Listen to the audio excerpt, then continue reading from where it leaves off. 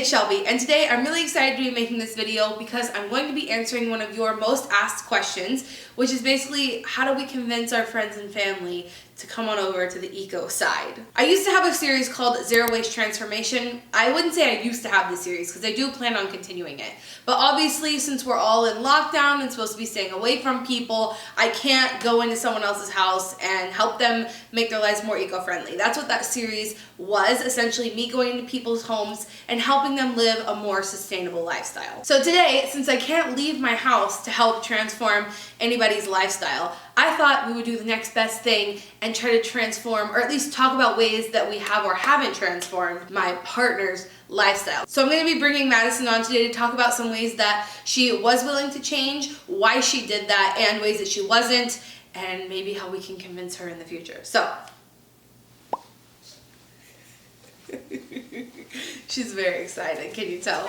I'm super pumped. So many of you guys have asked me, did Madison live a sustainable lifestyle before you, or did she start doing it just because of you? so I thought we would let her answer before we jump into this. So I wouldn't really say that I did things because they were better for the environment, but when I was growing up, I grew up poor, so we didn't really have a lot of consumeristic habits and stuff like that. It was like when you buy something, you make it last. So does that mean in a lot of aspects you weren't living sustainably before me? I guess you could say, yeah, I wasn't. Okay. And I think a lot of people don't know this, but we actually both went to school for environmental science. We both have bachelor's of science degrees. So it's very interesting that Madison's lifestyle was only really swayed by me and not necessarily by her degree. So today we're gonna kind of go over some ways that she has changed and ways that she hasn't changed. Most of those are up in the bathroom. So we're gonna go up there. I have a list of things that she hasn't changed, and we'll get her opinion on why she has or hasn't and how I convinced her versus how I haven't. So let's go up there.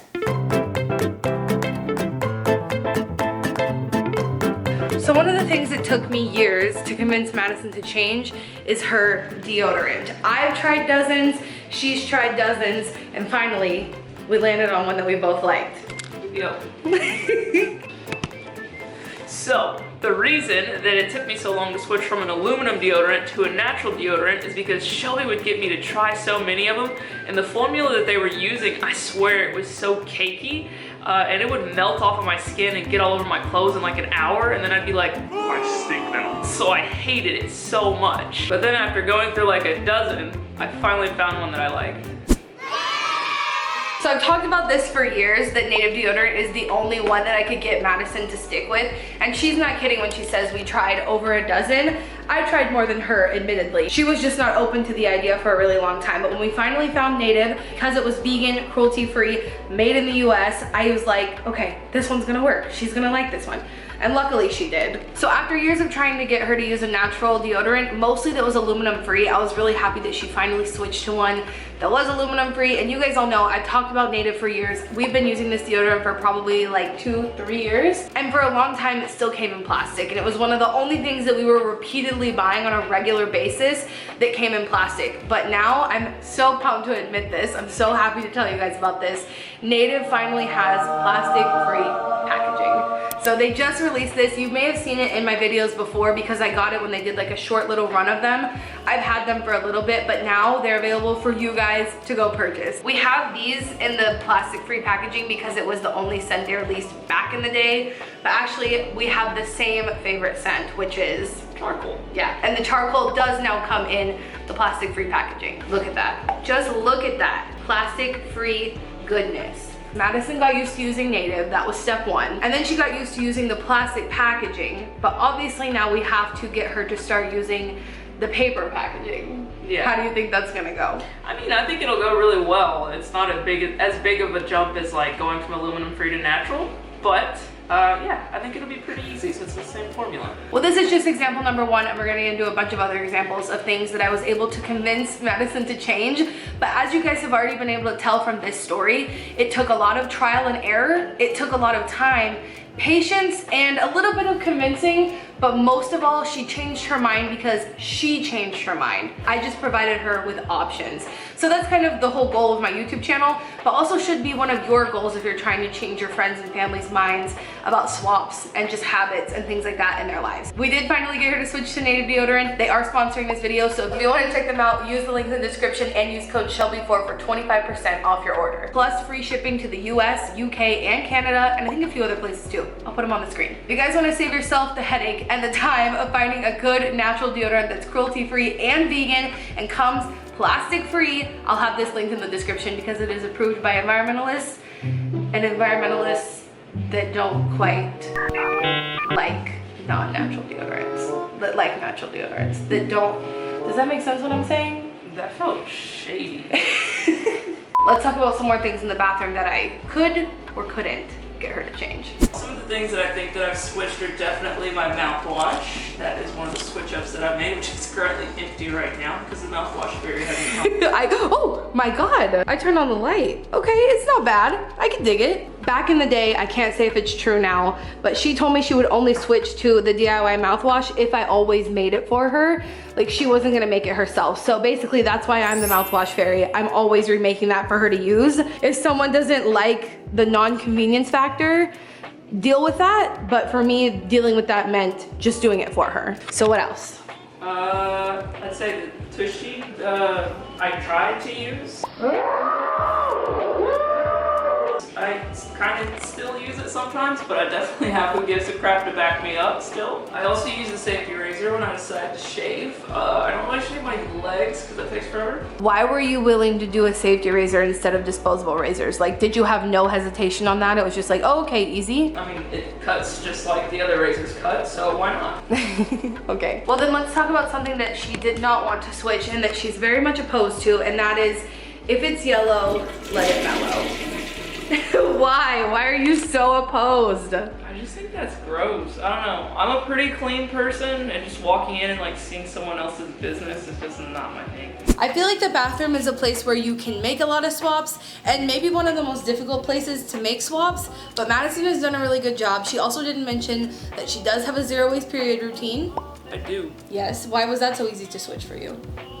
Because it costs less money to buy stuff. Figuring out the reason that they do or don't want to make the switch is really imperative to figuring out how to convince them. But we'll head downstairs to talk about a few more ways that Madison does or doesn't like to live a little bit more eco-sustainable. Is that what you call it? Eco-sustainable. Okay, let's go downstairs.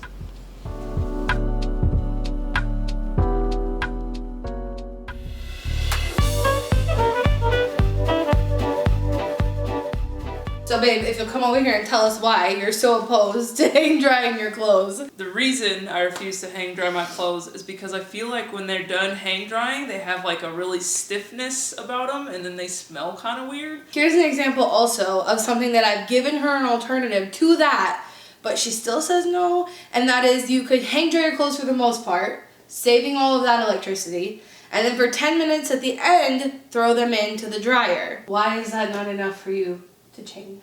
I just like my dryer, man. I like how it makes my clothes fluffy. It dries them and they're done when that buzzer goes off, versus here I have to wait and they're all stiff and all smelly. So that's what I do. This is an example where I've done everything in my power to try to convince her that hang drying is just as good, if not better. Obviously saves you money. There's an alternative where you can get them to not be so stiff. I've given her all the alternatives and she has not chosen to do them. That's a good lesson to take from this full video. So let's get into some final thoughts, some takeaways, and some tips I have for you when dealing with friends and family and trying to change their habits.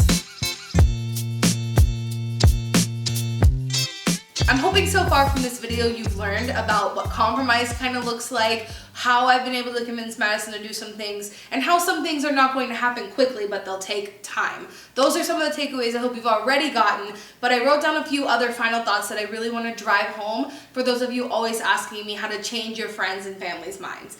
Number one is you really shouldn't expend so much energy and time focusing on how to change other people unless you yourself are perfect. And this is a lesson that I've had to learn over time the hard way, when I used to be the angry, rude, attacking environmentalist that no one liked and literally no one listened to. And especially when you think about it, likely you yourself are not perfect. Me, myself, I'm not perfect. And so if we're not doing absolutely everything right, what gives us the right to harass or criticize anyone else, really? What are some takeaways you want them to have from today's video? Some takeaways that I want them to have from today's video is that I think it'd be better for you to focus on ways that you can change people's minds on stuff. Like when it comes to me specifically, the dryer I'm not really going to budge on, but the native deodorant, I mean, yeah, I like that. So like focusing on areas that maybe are easier to change their minds on than like making them give up one of their absolute favorite things. In similar vein is to start small. Don't start out with telling them to give up steak if they live in Texas. Probably not the best starting point. And then another thing I really want you to take away from this video when trying to talk to your friends and family is I've been trying to be an environmentalist, zero waste, sustainable person for probably 10 years now, since my sophomore year in high school. And I've tried a lot of things. I've been the angry environmentalist. I've been the one that makes people feel bad about themselves, and I've been the one that attacks people, all those sort of things. But the only thing that I've ever witnessed actually changing people's minds and habits is when I just lived my own life by example. Because when they see that you genuinely like believe this and you feel it and it's what you're passionate about, then they feel more inclined to listen to you because you're speaking from a place of essentially like authority. Like, this is how I live, this is why I do it, and they are more inclined to listen to you rather than when you're speaking to them like they're a child and they are wrong and they need to change. Everyone comes to the realizations that they come to at different times, similar with Madison and her deodorant. Be patient and just live by example. Yep. So for me personally, it's going to be something around the lines of, is it cheaper? Is it easier? Like when it comes to the mouthwash upstairs, I'm like, okay, this is really convenient for me to make this swap because Shelby's literally doing it for me. So that's really important when you're trying to target like how to make people change their behaviors. Why do they want to do it? Yeah, what's stopping them? Do they think it's more expensive? Do they think it's more time consuming? Help them realize how it can be easier or cheaper, etc. Okay guys, well I hope this video has been really helpful. I did my best to kind of compile all the tips I've learned over the years that I think can help you change people's minds, and I also tried to include like some examples where Madison is doing really good and has made a lot of changes, and also areas where she's just not willing to make the change, she doesn't like it, or I'm not trying to be insulting, but I think it is important that we post a video like this so that you guys don't think that everything I throw to Madison, she's just like, Yeah, let's do it. It's super easy. I don't ever want to portray us as being perfect or me as being perfect, but I do definitely think focus on areas that you can change, focus on yourself, take the changes in others as they come. So thank you guys so much for watching today, and remember, until next time, I knew she was gonna do this. And remember, until next time, the world cannot do all the good. You cannot do all the good the world needs, but the world needs all the good you can do. Right. I just got that copyrighted, so you need to remember it. You can't get it wrong. Anyway, remember, until next time, you cannot do all the good that the world needs, but the world needs all the good that you can do, even if it means you can't convince your fiancé to stop using the dryer.